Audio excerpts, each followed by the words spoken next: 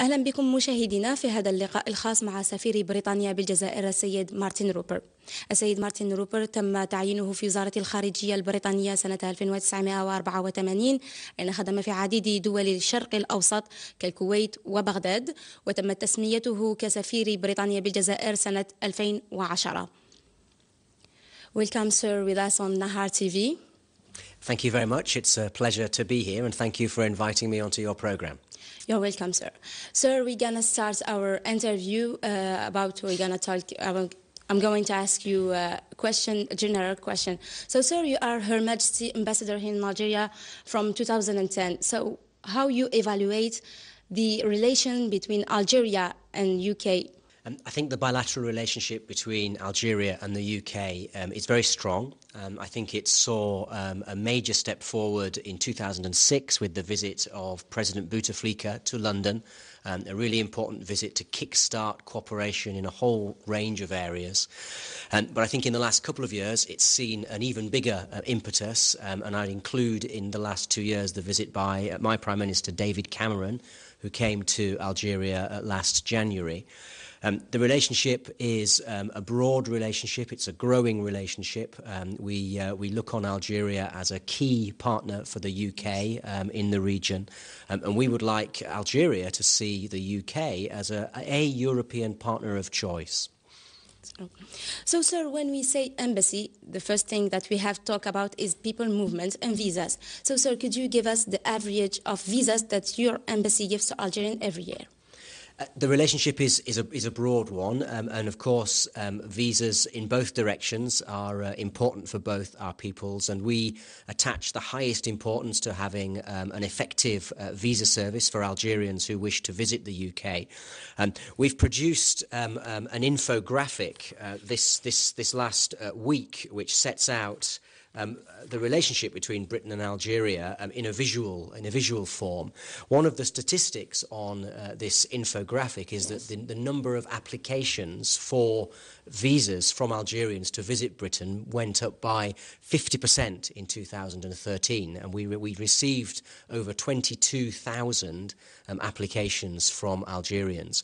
The community in the UK is about 40,000 Algerians living there, and I think it's the third biggest community of Algerians outside France and Canada. So it's an important community in the UK, and we want to make sure we're doing everything we can to make sure that the visa service is as efficient as possible.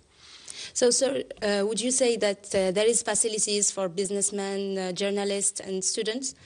Yes, we have what's called a fast-track service for business people, a VIP service. They can pay a little bit extra and get a faster service.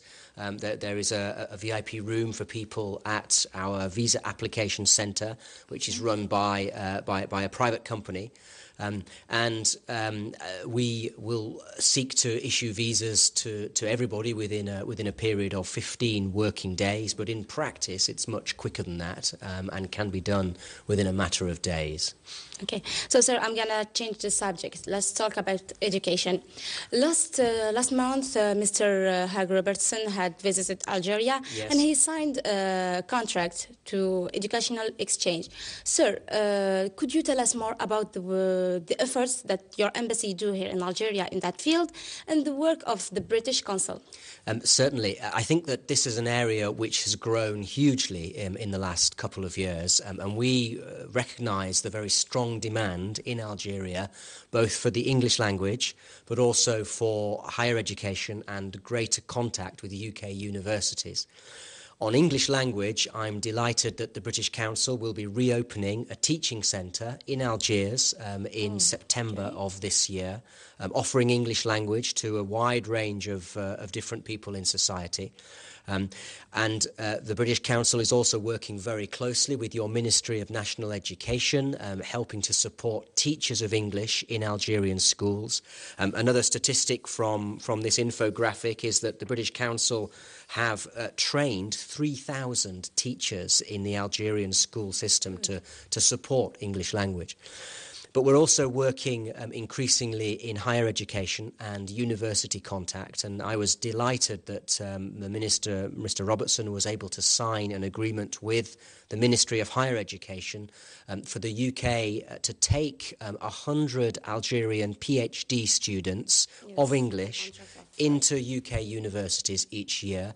That's an agreement which will last for 5 years, and it's our ambition to take up to 100 Algerian PhD students each year for 5 years. I think that the contacts between our universities is not as strong as it could be, and we hope that this new programme will help to really energise greater cooperation between our universities. And I just add as well that in March we are organising an event in London, which will be a round table between UK universities and Algerian universities to try and improve contacts. I haven't got the full list with me today, but there's already some work underway with the Ministry of Higher Education to identify the universities. We don't think it will be a huge number, but we hope to have 8 or 9 universities on each side, and we want to bring them together to generate further contact and cooperation. We hope so. So let's talk about economic. Sure. How you estimate the economic exchange between Algeria and the United Kingdom? I think the trade figures are going up quite fast, so it's a positive story. It's a story of increasing momentum in the trading relationship between Algeria and the UK. The figures are about £5 billion a year, two-way trade, but most of that is oil products that the UK imports from Algeria. So UK exports to Algeria remain quite a small amount of that £5 billion. It's about £500 million worth of exports a year. We are convinced that the UK could be a bigger trading partner with Algeria, and I know that the Algerian authorities are keen to promote greater trade with Britain. So we have appointed Lord Risby as the Prime Minister's envoy for economic partnership with Algeria. He has been working now for about a year. He's visited Algiers 4 times. President Bouteflika appointed Mr. Yousfi, the Energy Minister, to be the counterpart of Lord Risby. And we think that this mechanism gives us a very helpful way of raising the profile of trade between our two countries. And we're promoting a number of projects in the areas of health, for example, hospital construction and management, aviation through Rolls-Royce and trying to get Rolls-Royce established here, agriculture. There is a very interesting project built around dairy production, so milk production and cows down in Gardaya and El Menea. So there are a number of projects in the pipeline, and I'm optimistic that we're on the right track and the relationship will get stronger in trade. UK companies know that to succeed here, they need to provide jobs, they need to transfer skills and technology, and they need to provide training. And we emphasise that message to British companies. And I repeat again that Algeria is very close to the UK. We're only 2.5 hours by air. Tamanrasset is closer to Algiers than London. So British business people need to come out here and have a look and explore the opportunities. So, sir, don't you think that the rule of 51-49% doesn't be an obstacle to invest here in Algeria? It's up to Algeria to decide its investment framework. That's Algeria's sovereign right, and I think British companies have to adapt to the situation that they find in every country. Of course, companies will look around the world and they will try and find markets which they believe are more helpful to their investments. But my message to British business people is that you can make 51-49 work. Other companies and other countries make that investment law work, and British companies have to adapt to it. We're going to stay in economical field, and we're going to talk about BP. British Petroleum. Okay. The British Petroleum is one of the biggest British company in the world. Yes. And it collaborates here in Algeria, and especially in the field of Tigin. And after the attack, this work had known little perturbation. Until now, BP didn't back here in Algeria. Why is that, knowing that it annoys Sonatrach? I mean, first of all, the question of BP and its staff is a matter for BP, not really a matter for me as the British ambassador. But what I can say is that BP remain fully committed to Algeria, and they already have staff back in the country, back in Algeria, and they are building up their staff complement in the country, and they are keen to restart work. But in terms of actual deployment of staff, that's a matter for them rather than me. Okay, so let's talk politics. Okay. Algeria in April, biggest political events is the presidential election 2004. So did the British embassy, or let's say the British foreign minister, support any political party here in Algeria? Well, that's an internal political matter for the people of Algeria and the authorities in Algeria. It's not really appropriate for me to make any comments about the domestic political scene. Of course, we are watching developments and overseeing the situation in Algeria as we do in many countries in the world. But it's a matter for the Algerian people. Let me ask you a direct question. Did you meet with any political party, or let me say Islamic political party? In my time in Algiers as ambassador, yes, I have met with a wide range of political parties. That's part of the job of an ambassador and an embassy to meet political parties, to listen to them, to hear what they have to say, and that helps us to form an opinion and a view about what is happening in a particular country, which is important for our own governments back in capitals. And meeting politicians is part of an ambassador's job, but those discussions should remain private. And so you didn't reveal anything to us? I don't think that would be appropriate. No. Okay. Staying in politics, but in the international, we all know that in Syria there is such a big crisis. So, sir, do you think that the last Geneva meeting could help or give any, let's say, positive result?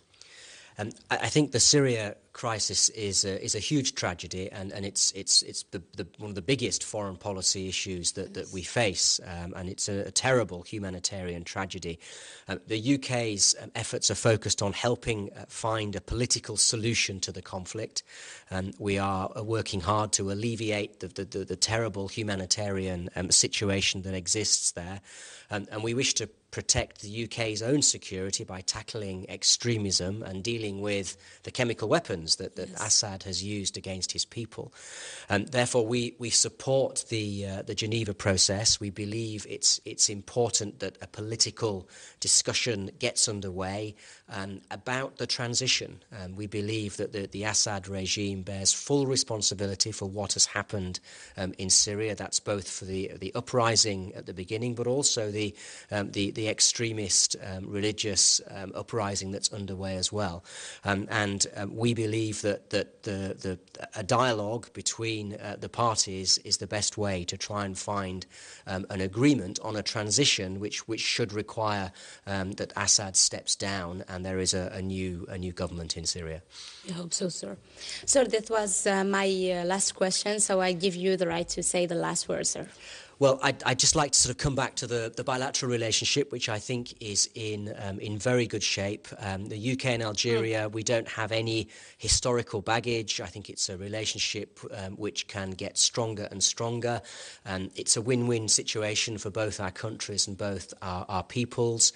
And after 3 years here, my wish is that the relationship gets even stronger in the security area, where Algeria is a key partner for the UK in tackling the terrorism threats in the region, in defence, where we have a close relationship as well, on the trade and prosperity agenda, where we can make strong progress in strengthening trade links, and all the English language and higher education areas that we have talked about as well. So thank you once again for inviting me onto your programme. It was an honour. Okay, thank you. شكرا لكم مشاهدينا على متابعتنا. كان هذا لقاؤنا الخاص مع سفير بريطانيا بالجزائر. إلى اللقاء.